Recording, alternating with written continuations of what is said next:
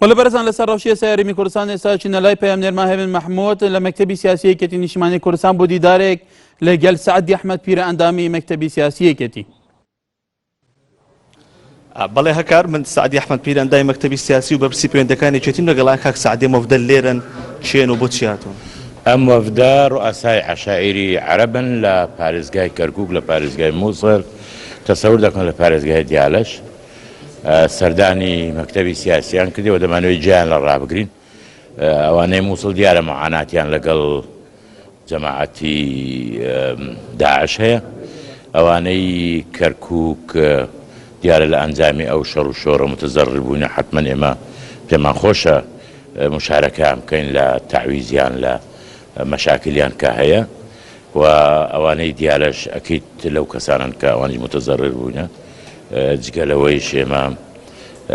ئەگەر موسڵمانین هەمووان مؤمنونە ئیخوەتون ئەگەر عەرەب و کوردیشە عەرەب و کورد برانە دەرفەتێزان پسیایتر لێ بکە مەمۆزە سیاسی سا کە ڕوو بەڕوو بۆتەوە باشە وەزیرەکانی گۆڕان کە پڕکەن ڕێیەوە چێوەکەی ئەو ڕێی خۆماندا ئەمە وتمانە ئەمە جێی ئێ باشە وتمان ئەمە جێ ئەو وەزیرانە وەرناکە وتمان ئەمە جێ ئەو وەزیرانە وەرناکە بەڵێ هەکار دیارە لەسەر پڕکردنەوەی پۆستە وەزاریەکانی زوتنەوەی گۆڕان لە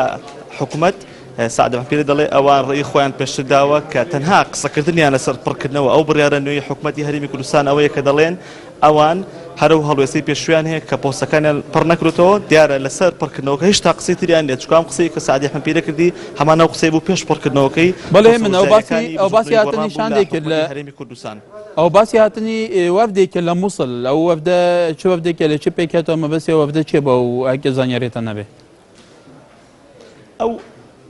ئەو وەفدەی کە ئێستا هاتوو دەبارەکەی مەکتەبی سیاسی ئەو وەفدە کۆمەڵێک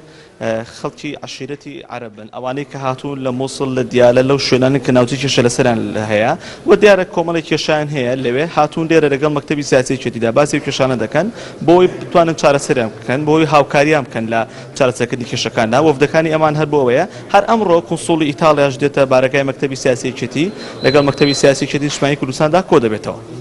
بەڵێ محمود پێم دەرمان لە مەکتەبی سیاسی یەکێتی لە سلێمانی سوپاس بزانێرەکە